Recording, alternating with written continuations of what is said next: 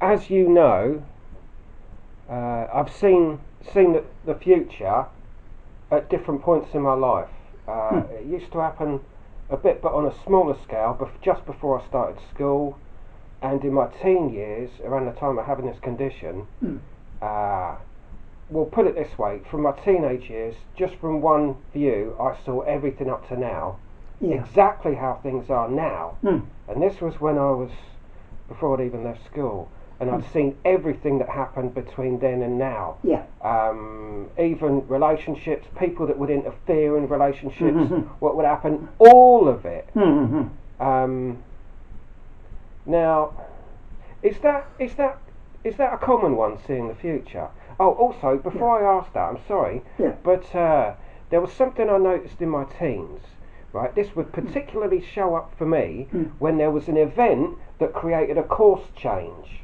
That my life later would be different, and I was shown, or I saw, what the differences would be after an event. Is this normal? It is. To one extent or another, it is normal. Of the three types, spirit, mind and body, of course it's more common with the spiritual. You get a certain amount of the mental, and not much of it with the physical. The physical types, they don't think outside the body. A lot of these guys you see, they're all muscle bound, they're built up, they're physical, but they're very weak mentally, and they're poverty stricken spiritually, because they're focused just on that level. But for someone like yourself who's aware spiritually, well, perhaps I can best explain it this way. I can remember, before I was born, sitting down with three spirit guides who told me what I could expect in life. I knew who I was going to marry, I knew what her name was, and I knew where I would meet her. Okay, and I had this memory for years ago. I had certain memories of this. Everybody goes through this, but they don't all remember. I just happen to remember a lot of things that were in store for me. And even 12 years ago, I was told by spirit in my sleep that I would not be able to walk. I'd lose the ability to walk. And I thought, well, that's daft. I thought, I don't believe that, because I walk fine.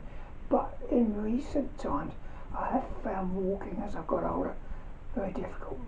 So what I'm saying is that, of course, it's a natural thing.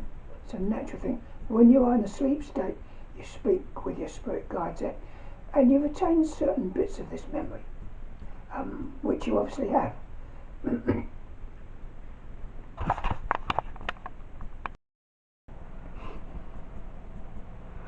Once or twice, you've given me some healing of some kind, and you've made your hands really hot. Can you explain that? Okay, well, there are different methods of doing this.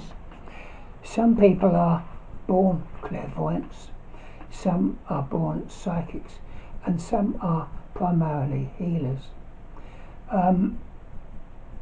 The maintenance of heat within the body is a Tibetan technique, and when you breathe, you retain the chi in your most active chakra.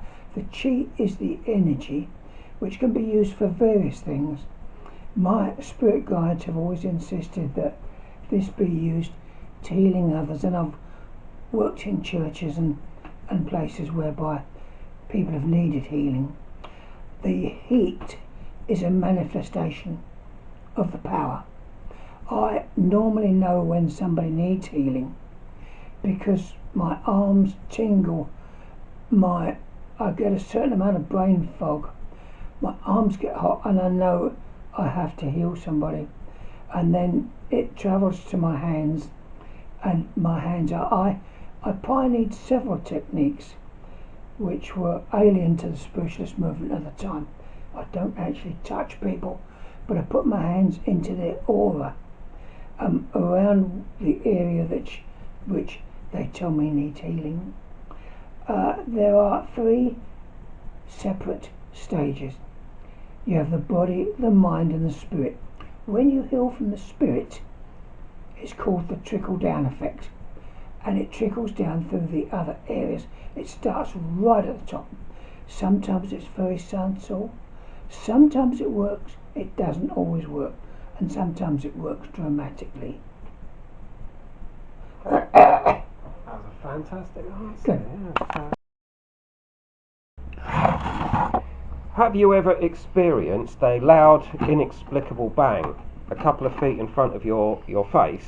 Yes. A bit like a cap gun going off. Bang! Yes. Yeah, this is a common phenomena at certain times, and I have indeed experienced that.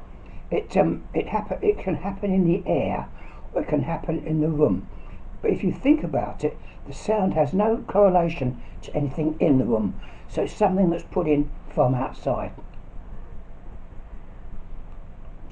Right. So basically you're saying that's a spirit doing that. Yeah. It could be alive or dead. What you mean?